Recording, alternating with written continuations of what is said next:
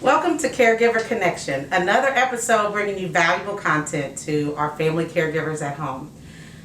On this episode, we want to talk about caregiving in the African American community. I'd like to introduce Kalisha Bonds. Hello, everyone. Kalisha Bonds Johnson, because you are recently married, is that right? I am. I got married in 2019, but I very recently changed my name like last week. Okay. Because of COVID. It was a whole deal. I've heard that. I'm sure that there was a bit of a delay to get that added on there. So Kalisha Bonds Johnson, let me just give you some background on her. She is a postdoctoral fellow at Emory School of Nursing in Atlanta, Georgia. In her PhD studies, Dr. Bonds Johnson focused on how the caregiving experience of African American dementia dieheads, African American persons living with dementia, and their family caregivers. In her postdoctoral fellowship, she's advancing this line of inquiry to focus on the decision-making processes regarding formal care. How to make these decision processes affect the quality of life of African American persons living with dementia. I'm so glad to be having this conversation today, Kalisha. Yeah, so nice of you to invite me. I wish I would have given you a little less jargony intro. It's okay. They want to know it, and we'll put more of the bio in there so that they can know exactly who you are and look up some of your research and if they want to know more. So, and we'll give them some information at the end as well. So, I was reading today that African American family caregivers face higher burdens of caregiving, more likely to serve, spending more hours, and devoting higher earnings toward their care. So, how did you become interested in caregiving research? I think I have to give that credit to my grandmother. So I wasn't raised by either parent. My mom died when I was young and my parents weren't married, and so my maternal grandmother took me in at the age of 2. And so I spent the majority of my childhood being in a community with older adults, loving them, listening to their stories, and really my affinity, I think, for older adults started there. And as I've aged and, throughout my life, I've always, had a special place in my heart for older adults. And when it was time to look at what I wanted to do, what I wanted to study, it was because of instances and working in long-term care facilities and feeling like we just don't do enough for individuals who are dealing with dementia. And so I did the research, I did the literature search, just as you were saying, and saw that African Americans are suggested to be 2 times more likely to develop dementia, but are less likely to be diagnosed and treated. And as a clinician, this bothered me, because if you aren't getting treated, then where are you getting your information from? And so that started my journey. And I think that's where what has led me to being here today. You brought up an interesting point about burden. And while research says that African American caregivers are more burdened, when we interview African American caregivers through questionnaires and surveys, they are less burdened when we compare it to a non-Hispanic white sample. Wow. And so, that brings up a whole other idea and identity, and I think the importance of looking at culture, because we don't complain. We're not taught to complain. I was going to say, why would they, We're not allowed to complain. Who would complain about taking care of their mother or their father or their sister or their brother, even if it is burdensome? That really just isn't something in the Black community, in the African American community, that we're taught to do. And so I think, now when you ask a caregiver qualitatively, so we're having an interview, you ask them if they're burdened, then they will describe it a little more. But on the typical scales that they have people bubble in and fill in, it doesn't come through. So they might just overlook that because it's more of something that we should be required to do. I think a little bit. I think a little bit of it is duty. When you think about most minoritized groups, we do tend to have more of that family connection, especially with older generations than, say, potentially a non-Hispanic white.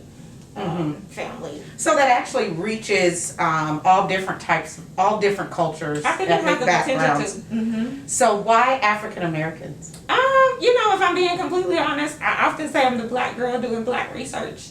It bothered me that when I looked at how some of the studies were done, they just didn't seem to be done with the same quality and care when it was focused on an African American or a black population than some of the other populations. And it bothered me personally. And I thought about my grandmother and all the older adults that have been pivotal in my life. And so I thought, well, let's do this right. So when you say quality and care, what does that mean? So we talk about rigor in research. So how we design a study. So technically, if we want to, you can almost design a study for it to give you the results you want it to give you. Oh. And so, so it's really important to think before you start a study to have sort of checks and balances in place to make sure that you're not guiding the research or guiding the question too much or guiding the outcome so that it gives you what you want it to give you. And so a lot of the research, not to say that that's what was done, but it just seemed like there was often a negative light put on black people or African Americans in research, especially when they're comparing, sorry, I talk a lot with my hands, especially when they're comparing like non-Hispanic whites or white people to black people. There just always seemed to be this comparison, and if black people were less than or didn't have as good of an outcome, it was because they're black. And that isn't a reason. Right, it's because there's a lot of other factors that can go into that. Race is a proxy for so many other things. We often, so you can't leave it at, but it's because they're black, basically, is what the research was saying. Instead of saying, it's because they have a low socioeconomic status, or it's because we're more prone to health, culturally tailored, or because of X, Y, and Z, like because of historical oppressions, because of structural racism. Like these things have not really been discussed in literature until more recently now, 2020, now everyone is woke and really wanting to speak to some of those structural racism things. But it left me as a black woman, as an African American woman, feeling like the outcomes didn't really reflect the positives about the ethnic group, the racial group that I feel like I'm a part of. So how have you been able to change that in your research? Well, again, I'm still early in my career, but I try to be very aware of how I design studies. And so I'm always looking at theories or conceptual frameworks. So instead of just saying, I like this idea and that idea, and I'm going to put them together and put them in a study, I look at, and I'm trying to think about the way to describe this, like if I was going to describe it to my grandmother or my aunt. So theories are often studies that have been done qualitatively. So we've taken a bunch of ideas and figured out how they relate to one another. So then I take ideas and concepts that I'm interested in and base them on the theory, so that I'm not making up or pushing the data to look a certain way. Okay. So that's one thing I do, and I usually try to find culturally relevant theories. So Dr. Andrew Billingsley's work, he's a sociologist, is one of my favorite. He actually wrote his first conceptual framework in 1968. It's called the Negro family as a social system. And one thing I like about it is that it has room to show that the family is affected by the community in which they live in, which is further influenced and affected by this wider society of the political system, the educational system, and the healthcare system.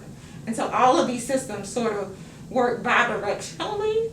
And so it helps to sort of, I think, speak to some of the nuance that happens in the African American community, and not just say, it's because they're African American, or it's because they're black. And I heard you mention about greater health risk. And so yes, the link in saying that African Americans are 2 times more likely to develop dementia has been associated with higher rates of hypertension, stroke, diabetes. But again, there's so many other things that have influenced why African Americans tend to have higher rates. Right. And we often don't speak to that context of things. Of why. And it's educating our community, right? Yeah, no, most definitely. Most definitely. I think We don't know what we don't know. That's why we do these podcasts, is to bring real talk in our community to family caregivers. So when you're doing your theories, how do you find the caregivers that participate? So I have done 2 types of things. The first thing is called a secondary data analysis. So that means someone else has done the work. Someone else wrote a study or created a study, interviewed participants, and they have this data sitting there.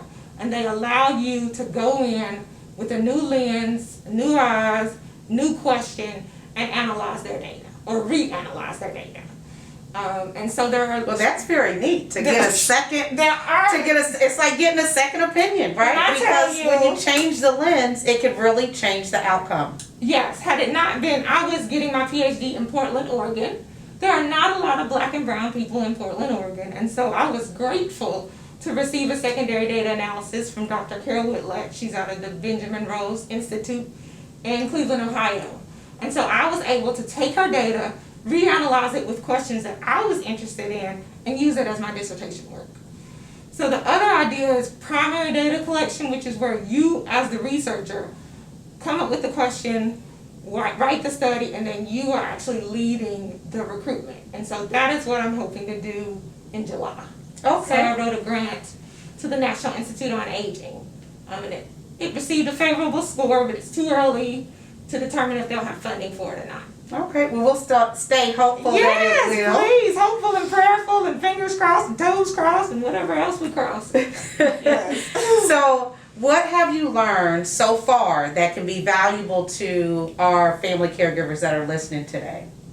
You know, I think one thing I hope that my research does is that it gives people a voice, that it empowers them to make the best decision for their family. And I know as healthcare providers, I'm a nurse practitioner as well and was before I started research, we sometimes label people just by looking at their demographics. Oh, they're Black, they're from this population, they have this socioeconomic status, they live in this neighborhood, and we just make assumptions without really allowing the freedom of families to let us know what it is that they need and what's most important to them. And so I just really hope that I can help create strategies and tools that empower families to make the best decisions for the persons they are providing care for, because they know them so much better than we do. Well, and you talk about, though, addressing their needs.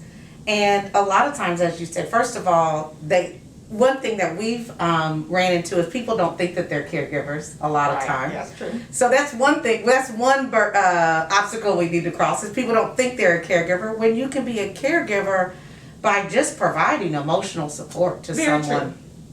It's whatever we are giving to them. But how can we do a thorough needs assessment for the caregiving community as a whole, African American caregivers as well, when they tend to operate in more proactive mode?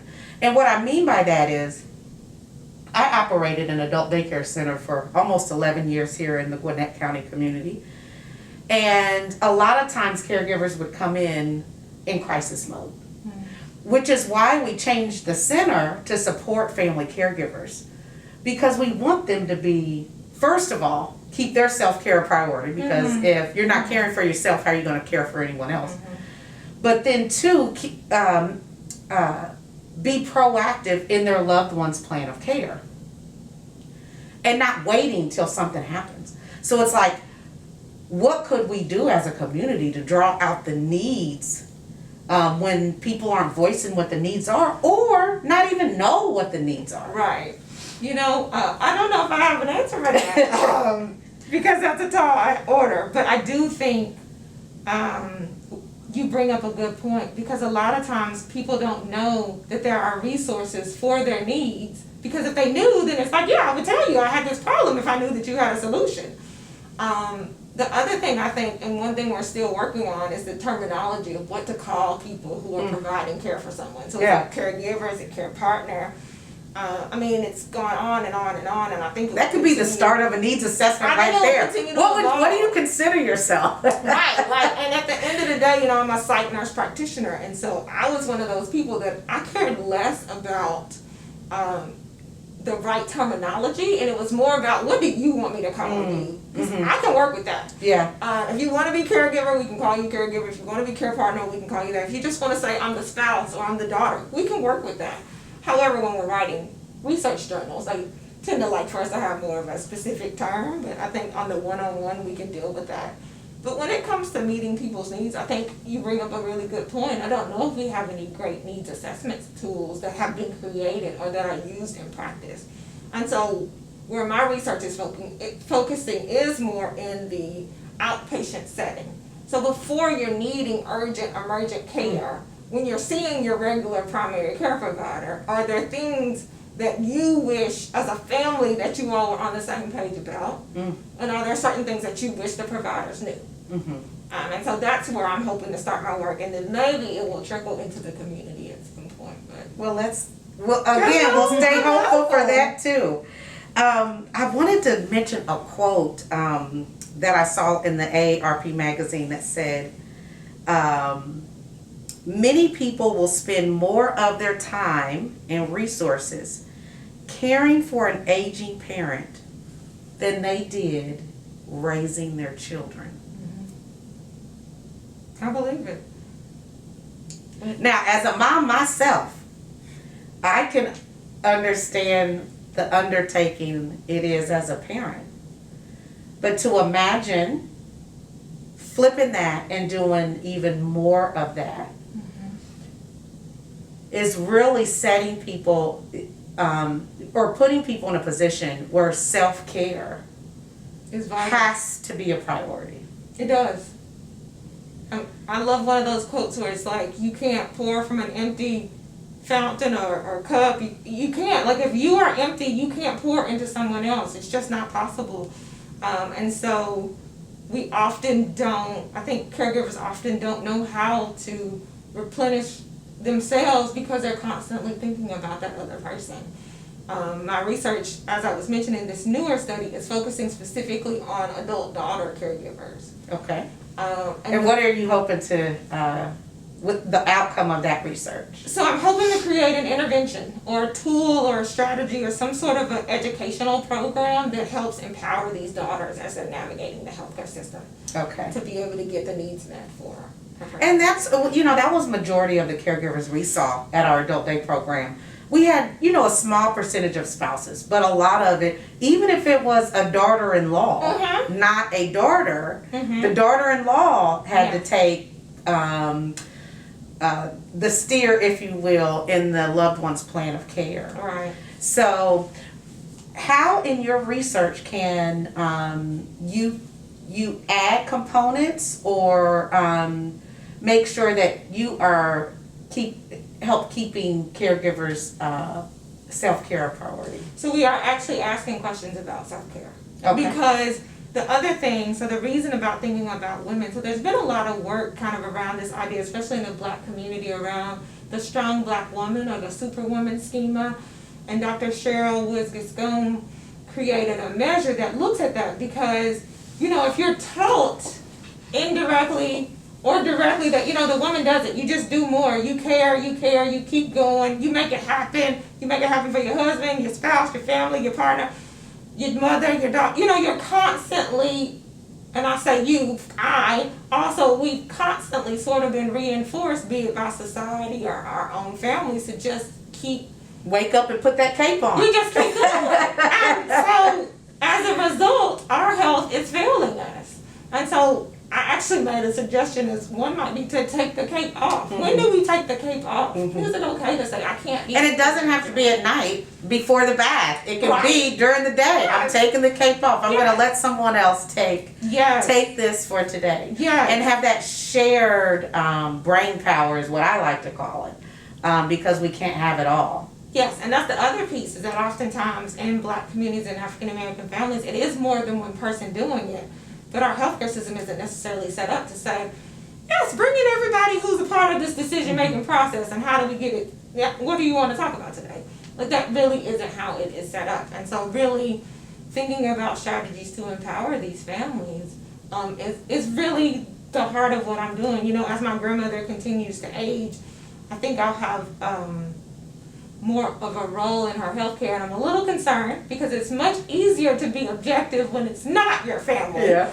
It's a little harder when it is your family, and she is by far my best friend, and we talk every day for the most part, usually about the weather. You know, all old people want to talk about the weather. I don't know. At least my grandmother wants to talk about the weather.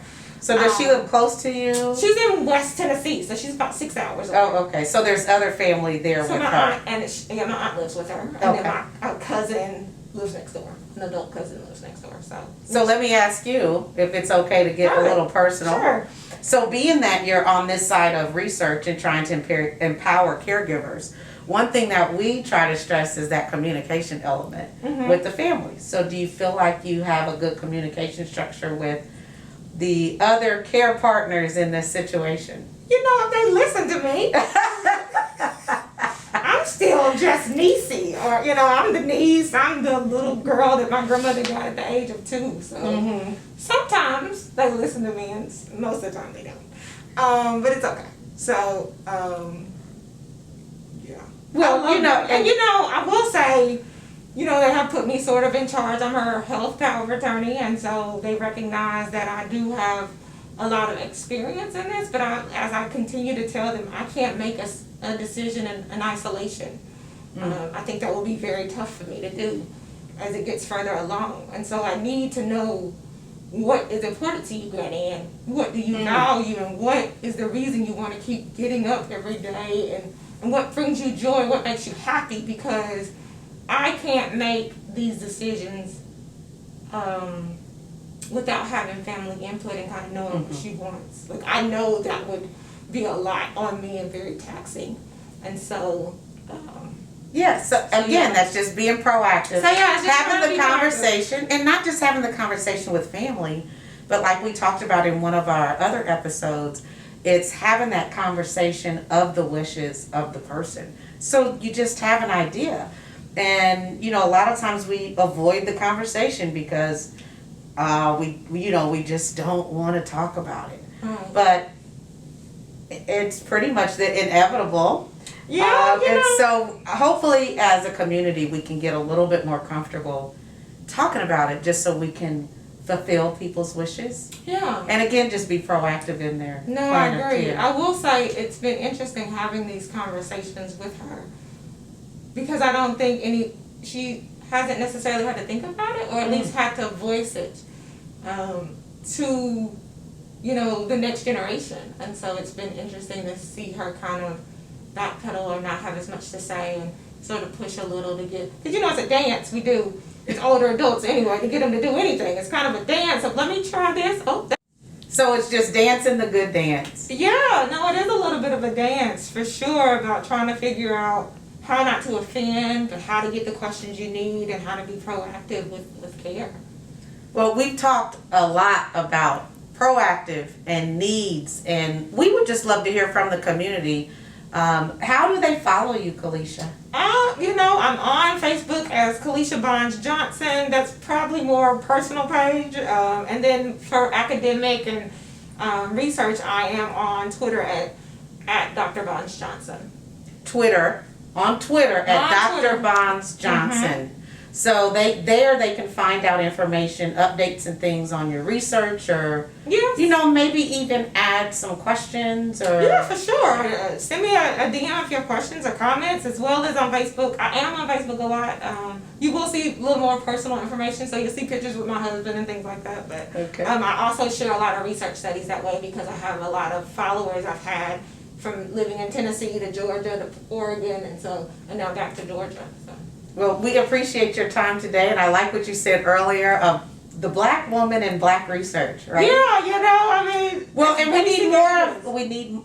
We need more of all backgrounds, minority backgrounds, to have a say in our research, so that, as you said earlier, it's not skewed one way or the other. For sure. So you can subscribe to Caregiver Connection to continue to get valuable information that helps caregivers keep their self-care a priority while keeping their loved one's plan of care, being proactive in their loved one's plan of care. Thank you for attending today.